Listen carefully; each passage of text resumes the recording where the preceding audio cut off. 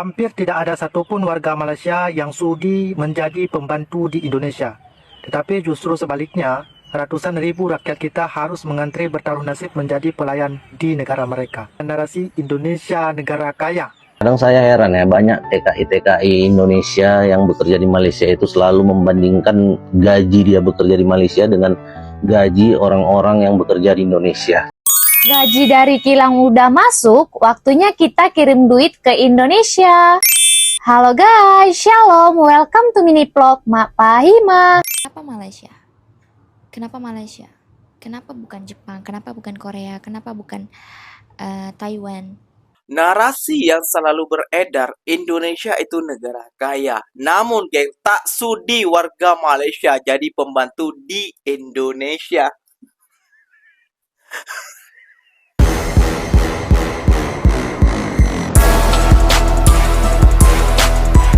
Assalamualaikum warahmatullahi wabarakatuh, geng. Berjumpa lagi bersama saya Iki. Gimana kabar saudara-saudara, sahabat-sahabat saya? Semoga kabar kalian selalu baik-baik saja, dilindungi oleh Allah Subhanahu wa taala, dijauhkan dari segala bala musibah dan diberi umur panjang. Amin ya rabbal alamin. Oke, yang seperti biasanya di video kali ini Ikinya akan nge-reaction beberapa video yang telah di-tag maupun yang telah terjumpa di TikTok. Dan di video kali ini Ikinya akan nge-reaction sebuah video ada seorang lelaki Indonesia menegur para wanita-wanita Indonesia yang bekerja di Malaysia, geng. Karena dia selalu pamer gaji dan juga membandingkan gaji di Indonesia dan juga gaji di Malaysia. Namun apa sih permasalahannya, Bang? Kan itu memang nyata. Kalau di Malaysia yang non-skill ataupun yang non-skill, yang tidak sekolah ataupun jasanya kecil, yang tidak perlu lamaran susah-susah, itu gajinya sekian. Tak ada masalahnya, Bang. Dan hebatnya negara Malaysia ini dikagumi oleh rakyat Indonesia sekarang, geng. Kenapa demikian? Rakyat Indonesia, negara Malaysia itu adalah negara kecil, namun bisa menampung dari seluruh dunia untuk peluang pekerjaan di negara mereka, geng. Dan yang lebih mengejutkan lagi, geng, kenapa sih gak ada orang Malaysia mau jadi pembantu di negara Indonesia? ini ya Allah Robbi, jangan bertanya kenapa. Kayak gitu, kenapa? Pikirkan dalam negara kita sendiri, kenapa? Oke, jadi gak usah berlama-lama, jom kita simak dulu video ini sampai tuntas, sampai ke akar-akarnya kayak gitu. Jom, namun sebelum simak jangan lupa dulu dong guys, sokong channel ini dengan cara apa? Subscribe, like, comment, and share-nya. Apa benda silahkan komen di bawah, janji jangan bergaduh. Oke, kita simak dulu videonya, let's go. Thailand, Indonesia, Filipina, Sri Lanka. Luar biasa ya Malaysia nih ya.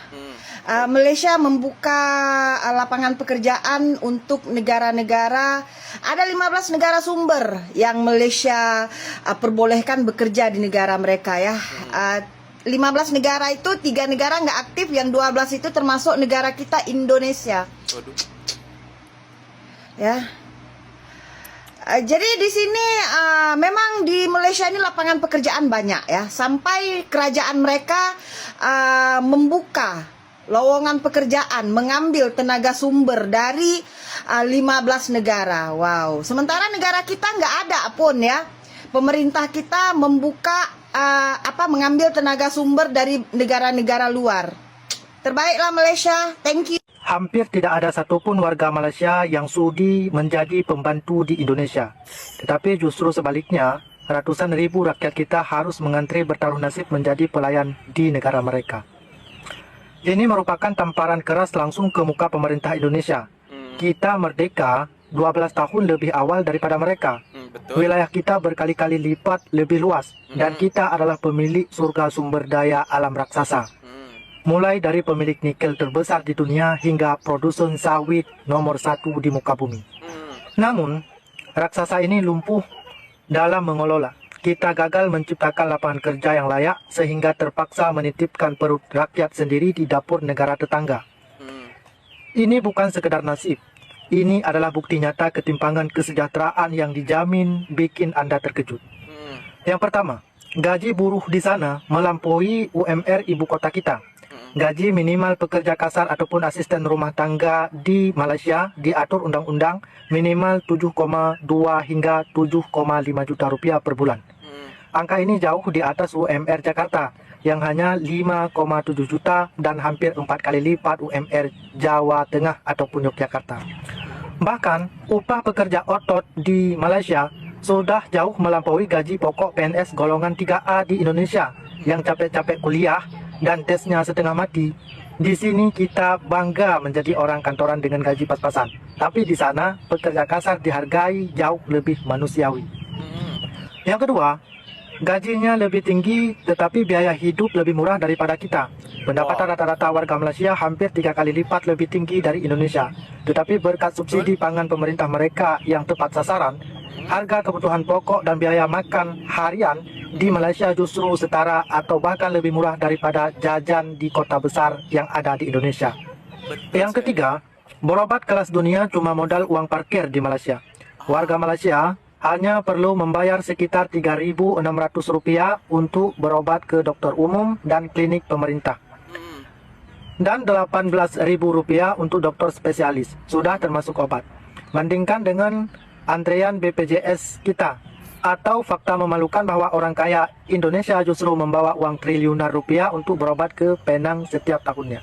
Waduh. Yang keempat, bisnis maju karena bebas pungli dan ormas. Indeks persepsi korupsi Malaysia jauh lebih bersih. Pedagang atau pengusaha di sana bisa fokus memajukan bisnis tanpa perlu pusing menyisihkan uang pelicin birokrasi. Jatah preman tidak perlu di sana. Atau gangguan ormas lokal seperti yang lazim terjadi di Indonesia, di Malaysia tidak ada. Dan kelima, ini adalah tamparan paling menyakitkan yang meremukkan harga diri Indonesia. Di Malaysia, saking banyaknya warga kita yang bekerja kasar di sana, kata Indon sempat bergeser maknanya menjadi stigma ataupun sebutan ejekan untuk pembantu. Sementara di tanah air sendiri, pemerintah kita justru sibuk menggelar karpet merah dan mendewakan turis-turis asing termasuk warga Malaysia yang datang berlibur ke Bandung, Jakarta ataupun Bali dengan uang ringgit mereka. Waduh. Kesimpulan, bayangkan betapa terbaliknya kehormatan kita.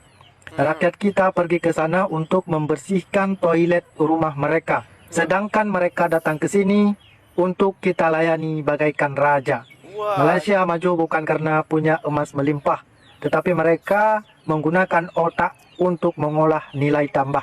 Sementara Indonesia tertinggal karena pemerintahnya terlalu nyaman menjadi tukang gali tanah yang mengekspor bahan mentah dan manusianya.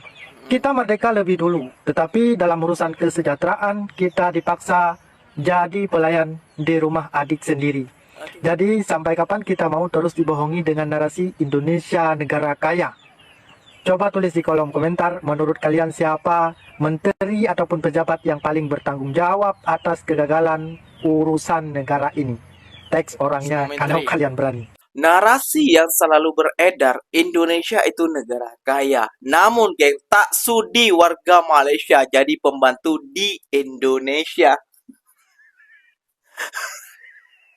Kenapa? Karena Indonesia negara kaya. Iya, faktor satu ya. Ini faktornya banyak sekali kayak gitu ya, gengnya. Karena ringgit lebih kokoh. Kayak itu ya, gengnya. Ringgit lebih kokoh 4 kali lipat sekarang. Bukan 3 kali lipat, 4 kali lipat. Kayak gitu ya, gengnya. Kalau di Malaysia seringgit itu bisa 4.300 ataupun 4.500.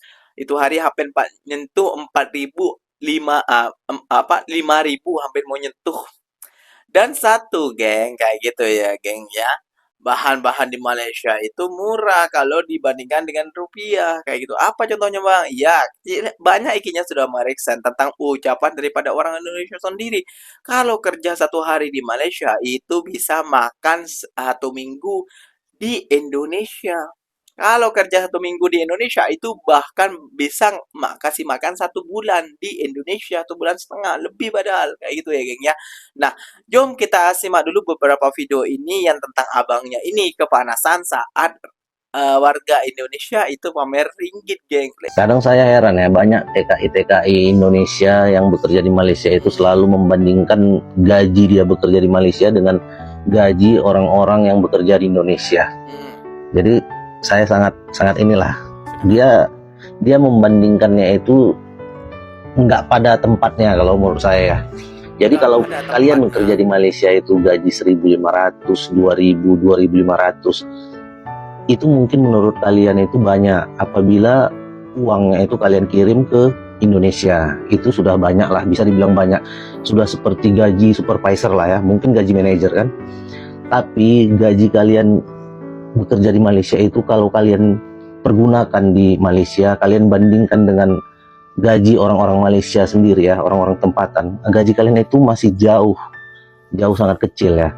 Jadi gaji kalian yang 1.500 itu seperti gaji 3 juta itu, 2,5 juta sampai 3 juta di Indonesia. Jadi nggak bisa beli banyak. Begitu juga di Malaysia dengan gaji 1.500 kalian itu ya nggak bisa beli banyak kalian, sama aja. Nah jadi jangan kalian bandingkan dengan rupiahnya Indonesia. Coba gaji kalian itu kalian bandingkan dengan dolarnya Amerika Serikat.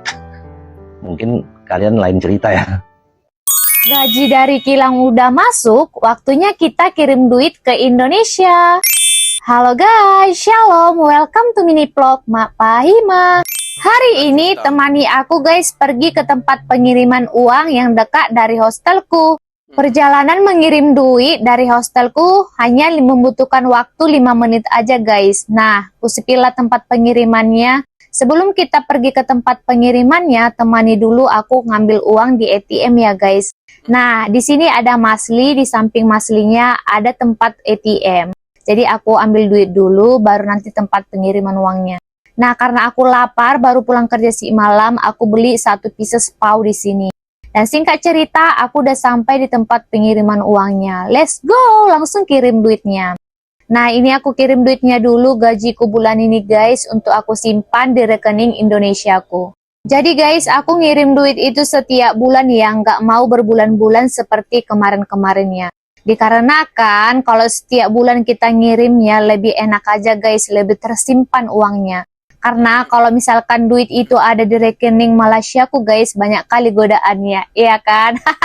Belum nanti lagi dari Shopee, dari TikTok ya kan, banyak kali godaannya mau cekot-cekot aja. Jadi lebih baiklah aku kirimkan langsung ke rekening Indonesiaku, lebih aman ya kan? Nah, selesai ngirim uangnya, lanjutlah aku di sini pulang guys, dan rate pengiriman tadi itu 1 ringgitnya 4.366 guys. Jadi tinggi banget pengiriman ya kan. Jadi sesampainya di hostel karena perutku juga udah lapar, baru pulang kerja si malam, jadi aku sarapan pau dulu lah. Banyak yang komen juga, kenapa Malaysia? Kenapa Malaysia? Kenapa bukan Jepang? Kenapa bukan Korea? Kenapa bukan Taiwan? Katanya gajinya lebih gede. Ada aku sekarang lagi proses untuk ke Korea. 7 bulan dia les bahasa Korea. Dan sekarang dia baru aja lulus, belum lulus, baru aja tes tertulis bahasa Korea. Udah 8 bulan tuh perhitungannya untuk les bahasa doang. Belum lagi kalau dia mau tes skill bahasa lisan. Itu sekitar beberapa bulan lagi harus les lagi. Belum lagi medikalnya. Belum lagi nunggu jobnya. Dan mungkin itu diperkirakan bisa jadi 8 bulan, 9 bulan, 10 bulan. Yang mana 10 bulan itu kita bisa menghasilkan uang berapa ya kalau di Malaysia? Kalian cek aja sih sendiri di ChatGPT. Kalau 11 juta Ya, daripada nunggu proses kelamaan, kataku mah. Mending kamu cari yang jadiin batu loncatan dulu. Kamu kerja dulu ke negara yang gak perlu les bahasa. Kamu kumpulin duitnya, sambil kamu bisa proses ke negara yang kamu mau selanjutnya. Begitu. bandingin gaji di Malaysia dan di Indonesia itu harus ada tempatnya. Gimana bang? Abang ini cuma besar kepala namun gak ada isinya.